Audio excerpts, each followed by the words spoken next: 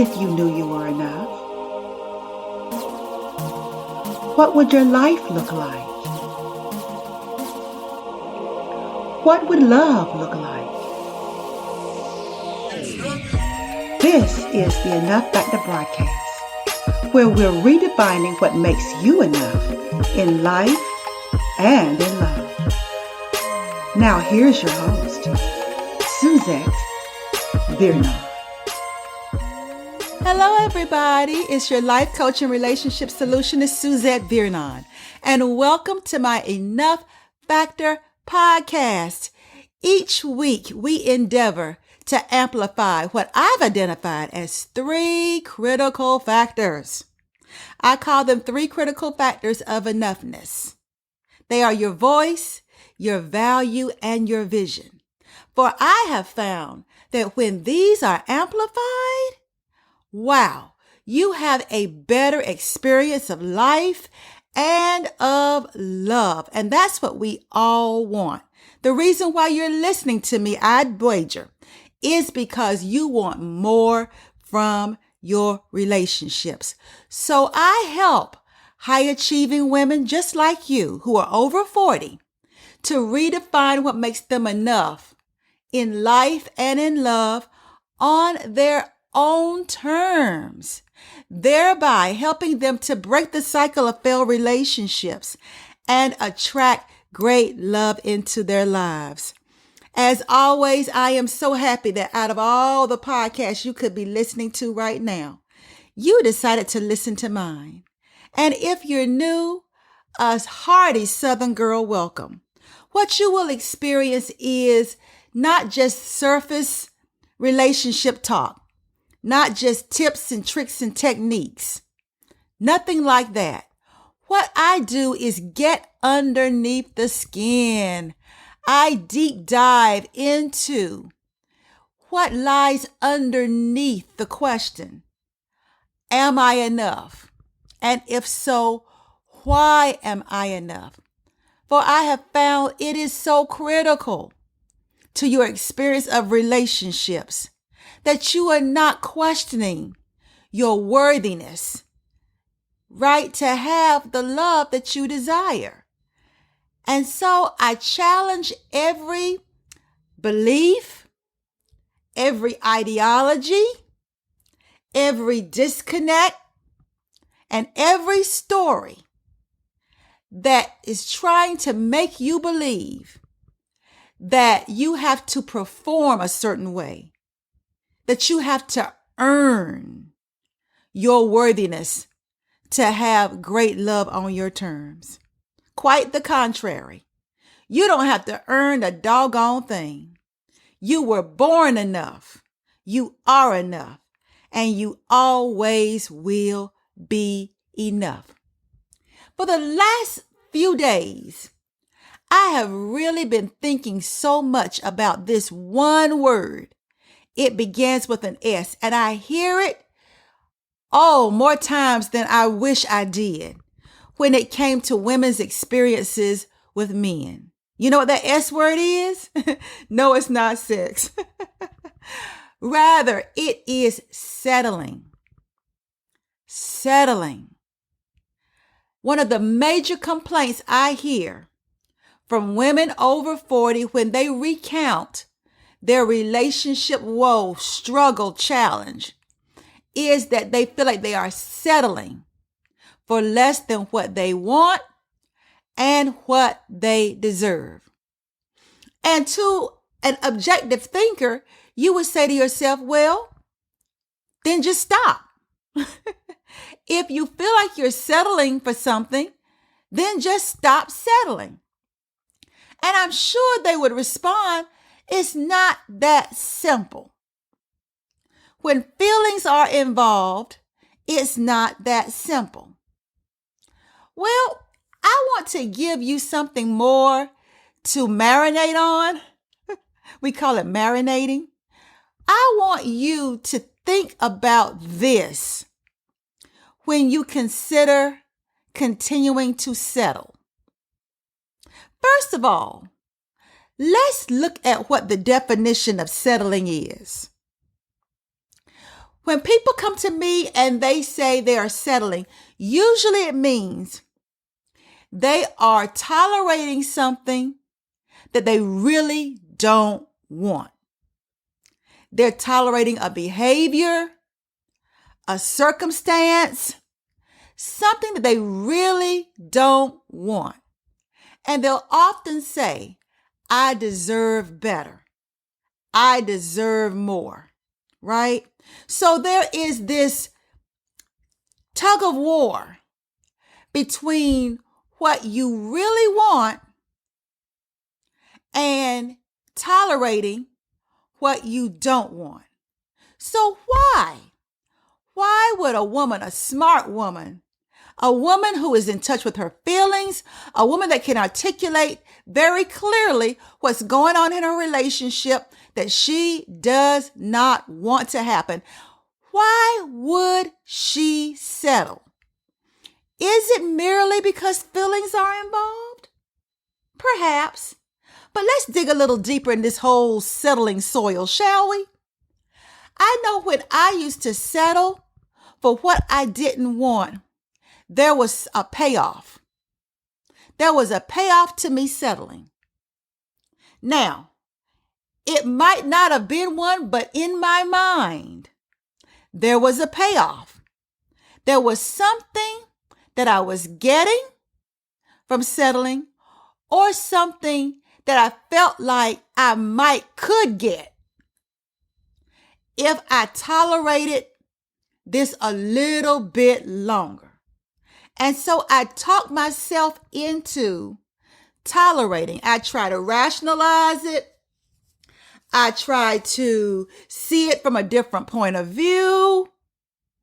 I would try to, in some way, convince myself to either put up with it a little longer, or that maybe I was asking for too much. I was being too rigid. Maybe I was being too unreasonable.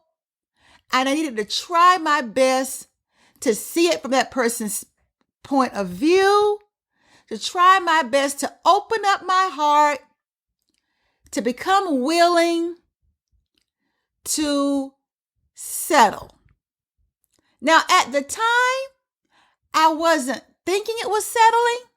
I thought it was being mature. I thought it was being open. I thought it was maybe being a great girlfriend, a great wife, a great partner, a great friend, that I was willing to try to see things from that person's point of view and try to do things that person's way. And that was the payoff. The payoff would be they would appreciate my tolerating, my trying to accept it. They would appreciate me, trying to see it from their point of view, trying to do it their way. That they would appreciate it. That was the hoped for payoff. That they would appreciate it so much that I would get something from them that was meaningful to me. For me, it meant I would get their favor. If I did what I thought they wanted me to do, the payoff would be I would get their favor. They would choose me first. They would be thoughtful in whatever way that I felt like they weren't being thoughtful. That maybe if I tried it their way, I'd earn their attention, their affection, their preference. They would appreciate it so much that I would get whatever it was that I really, really wanted from them. And so I talked myself into it. But how many of you know that when you try to talk yourself into something that is not really how you really feel, what you really want, what you really need, that thing is going to come collecting after a while. After a while, it's going to reveal itself with fangs and teeth. And what you tolerated, you just can't tolerate it anymore. Reason being, because you're not getting the payoff that you wanted to get, or that payoff stops being as appealing as it was before. Sometimes the payoff is hearing your husband or your significant other talk about what a wonderful woman you are. Oh, how giving you are. Oh, how selfless you are. Oh my goodness. And it makes me wonder if that's what happened with Anthony Anderson and his wife. Because in an interview, he talked about how his wife was such a giving person. He said, that's just who she is. She just sacrifices for others. She sacrificed her career just to help me with mine. She sacrificed her dreams to be at home and be there for our children. And he just seemed so impressed, I should say, with her willingness to sacrifice what was meaningful to her for him. Now, between you and me, that sounds a little narcissistic, because if a person really loves you, why would they want you to give up something that precious to them for you? Why would they be okay with you doing it? Why would they be okay with you sacrificing what really means a lot to you so that they can fly, so that their career can take off, so that they can have what they want? Why do they have to be the sacrificial lamb? And that's the thing about settling, tolerating, whatever words you want to call it. After a while, it's going to come collecting. And maybe at first you swell with pride that your husband would say those kind of things about you so adoringly and so lovingly. But after a while, it becomes almost like somebody scratching their nails down a chalkboard, because you realize they're willing to let you suffer. They're willing to let you sacrifice. They're willing to. And when you want something of your own, when you have a dream, a goal, something that you want their support in, many times they're not available to give it. Or they look at you like you have 5 heads, like, wait, you want something from me? You want me to support you? I mean, what is that? I'm busy. I've got this going on. I have this going on. No, I can't keep the kids tonight because I've got this and my career requires this. So they expect you to continue to sacrifice yourself, your time, your dreams. And if that has not come from a real place in you, after a while, you resent them for it. That's what I mean when I say that after a while, what you've been settling for is going to come collecting. And the words that used to just make you feel so good and so loved and so appreciated, after a while, just feel like somebody is just, like I said, their nails are scratching down the chalkboard. That's a terrible sound. After a while, it just makes you want to scream, because you're tired of them applauding your sacrifice. You're tired of sacrificing and never having your turn. And that's the issue. Because your payoff was, if I do this for him, one day it's going to be my turn and he's going to do this for me. That's the danger of settling. Because settling keeps scores. Settling keeps scores. Because settling wants payback. It does. I don't care how benevolent you feel in the beginning, how super spiritual, super deep. I don't care. Whatever you are settling for is going to come collecting.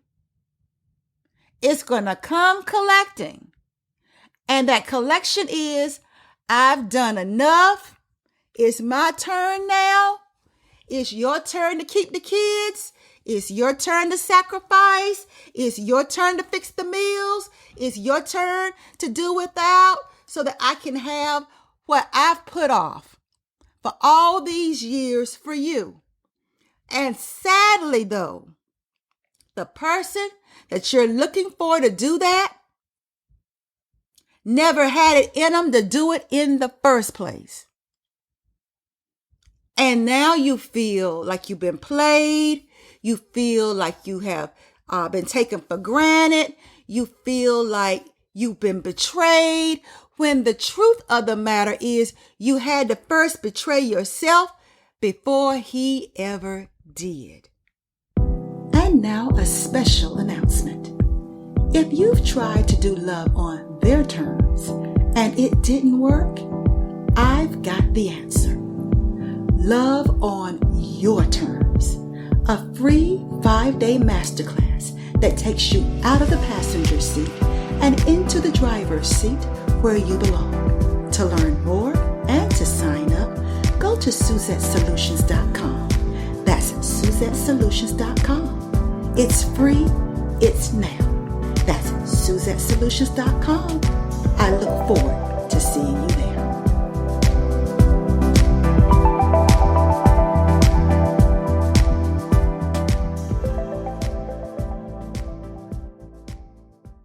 God knows that's a hard pill to swallow. Woo! Oh, what a hard pill it was to swallow. When I wanted to blame my ex-husband for all the crap I put up with in our marriage. I wanted to blame him for everything. It was his fault. I was a good woman. I was a good wife. I was a good mother. I was a great business partner. I was all these wonderful things. But then when it was my turn, and my turn was, I hoped that by what I was doing for my husband, that somehow or another it would cause me to earn his affection. That I would be first in his life. That he would choose me, prefer me. That he would give me the kind of home and the kind of place to belong that I never felt like I had in my childhood. He was supposed to be for me what my daddy couldn't be. He was supposed to give me the happily ever after that I had been wanting. And he failed in it. And I was upset with him because I kept tolerating things. I kept dismissing things. I kept swallowing my pride, swallowing what I wanted, suppressing what I wanted, not speaking up. Or even if I spoke up and I told him what I wanted and told him what I felt, if he wouldn't do it, if he didn't think he should do it, I would try to see it his way. And then what ended up happening is I kept tolerating and kept tolerating and kept tolerating until it was time for payback. And he was not cooperating. He didn't feel like he needed to cooperate. He didn't feel like he needed to pay me back because he felt like he was okay. He thought it was a woman's role to sacrifice herself for him. He thought it was what a woman does when she finally gets a man that wants to marry her, or a quote unquote good man, that's her reasonable service is to sacrifice. Her reasonable service is to put her life on hold, because what? He put a ring on it. He gave her his last name. And because he did that, she should be willing to do whatever is necessary, whatever he wants, because he chose her. But when a man is truly, truly in love with you, at least this is what I've experienced in my own happy marriage to a man who adores me, is he does not want me to sacrifice myself. He wants to protect my joy. He wants to protect my dream. He wants to support it in any way he can. He'll get a second job. He'll do the heavy lifting just so I can be happy, just so I can be fulfilled, just so that I don't have any regrets or have any resentments because of having to sacrifice what it is I truly, truly want in life. That's what I've learned. And so I wanted to really have this conversation because I feel like a lot of women settle because they don't know. They've seen it modeled so much, women settling.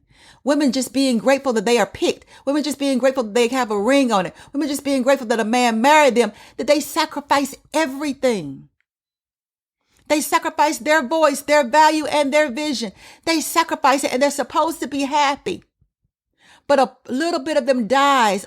They die a little every day. They lose themselves a little every day. What a sacrifice. And love does not require that you betray yourself. Ladies, I want you to hear that. Love does not require it. We've seen it modeled for us. But now that I'm experiencing real deal love, the kind of love that will make a man, take a bullet for a woman, the kind of love that will make a man swim the moat, scale the castle walls. There is that kind of love where a man can love a woman to that degree that he's going to sacrifice. If anybody's going to do without, it's going to be him, not his wife, not his children. He's the one that's going to do the heavy lifting. If it's within his power to do so, he's going to do it because he's not willing to sacrifice his wife's joy. He's not willing to do it. He's not willing to do it. And at the moment when she says, I'm tired, I cannot do this anymore, he's not going to look at her like she's got 5 heads. Like, what do you mean? You're supposed to be doing that. Not when a man is in love with you. He's going to be trying to see what he can do so that you can have your turn, so that you can have your dream. He's going to do what he can. He's going to ask, seek, knock. He's going to put his pride to the side because he truly loves you. And ladies, I got to tell you something. I've been with a man that was willing to let me fall on my own sword. And I'm now with a man who will refuse to let me fall on my own sword. And I'm going to tell you, I like this a whole lot better. So I just wanted to sound the alarm and get you to thinking that there is an alternative to settling. You do not have to settle. Not only do you deserve more, but you're worthy of more. And for those of you that need a reminder or need more evidence, need to reclaim or even discover what makes you enough and your worthiness to have love on your terms, then I invite you to my Love on Your Terms Masterclass that's coming up in November 7th through the 11th. It's coming up in about a little less than a month. It's coming up pretty soon and pretty fast. And I invite you to register at SuzetteSolutions.com. Grab that virtual seat. No longer settle, but do what you need to do to get your own evidence. Your own evidence that will substantiate you asking for what you want on your own terms. Because this is the thing. If you don't have your own evidence that you deserve better, you will continue to settle. And so with this Love on Your Terms Masterclass, I invite you. I give you the information, the insights, the tools, and the resources to dig down inside of yourself where there is no lie, where the truth about who you are resides. And by getting to that truth, to help you to understand that you are worthy, you are worth it, you are more than enough to have love, not just hood love, settling, but great love. Someone who sees you as valuable, as worthy, as worth it. Somebody who wants to protect your heart. Someone who wants to protect you, not exploit you. at their own convenience. They don't want to put you down so they can excel. And there are men out there who want to love you. There's a love out there that really wants to love you. And I want you to know it. I want to give you enough evidence to the point that you do not ever settle again. So I invite you to register. Registration is open. And as I said, it's coming up soon. And this is the last Masterclass of 2022. So you don't want to miss this. You want to start your holidays off on the right foot. You do not want to go through the holidays where the studies show that the rate of suicides go up because people are so lonely, so desperate during the holidays. And it does set in. And I want to give you something to anchor you. I want to give you something that you can hold on to that's more compelling than your desire to accept, to settle, and to accept what cannot love you just for momentarily believing, thinking, hoping that it will help you to feel less lonely. A temporary solution that will give you a long-term problem that you will be taking up the tab for it. Because when you do that, you open yourself back up to being hurt and being disappointed. But I know how loneliness can drive you. And that's why strategically we're making sure that we do this Love on Your Terms Masterclass right before the holidays start. And the rom-coms come on, the Christmas romantic comedies and romantic dramas, the magic of Christmas and love is in the air. And somehow when you look at the Hallmark Channel and you look at the 25 Days of Christmas and you look at Fa La La La Lifetime and you look at all these channels where they're giving you all this love and the magic of Christmas, most of those stories usually are about someone finding love at Christmas. That somehow or another, maybe they might have broken up with somebody. Something might have happened in their past that made it impossible. Maybe there was a misunderstanding. And somehow the magic of Christmas brings these star-crossed lovers back together. And now the magic of Christmas resolves everything. And they go off into the sunset happily ever after. Listen, that makes for great television. Makes for great movies. But it can be a real setup if you're opening your heart back up to someone who cannot give you that happy ending that you desire. And so if you know that there's somebody out there that if they were to call you and you're lonely enough, you won't be able to resist them, then I encourage you to register for this masterclass. Even if that may not be your issue, but you want more from your relationships, that your relationship past is not favorable and it's left you feeling disempowered. It's left you wondering if you can be trusted. It's left you not trusting men. It's left you afraid of love, afraid of getting hurt. Then I encourage you to register and attend this masterclass. Again, it's the last one of this year, and you don't want to miss it. The first one was such a huge success that there are people who are signing up for it again. So you don't want to miss this. They want to have a refresher course. It was so good and so compelling. And I don't want you to miss this opportunity. So, like they say in Monopoly, do not pass go.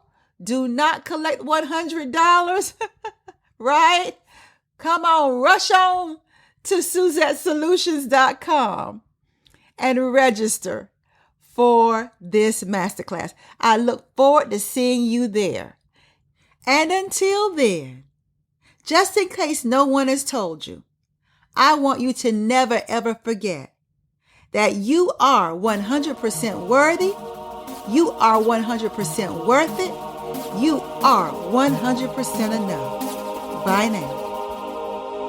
You have just listened to the Enough Factor podcast with your host, Suzette Vernon. To get notified of new episodes or to dig deeper into today's topic, become a subscriber. And while you're at it, tell us how we're doing and what topics you're interested in. We appreciate your feedback and your reviews. Until next time, remember, you are worthy, you are worth it, you are enough.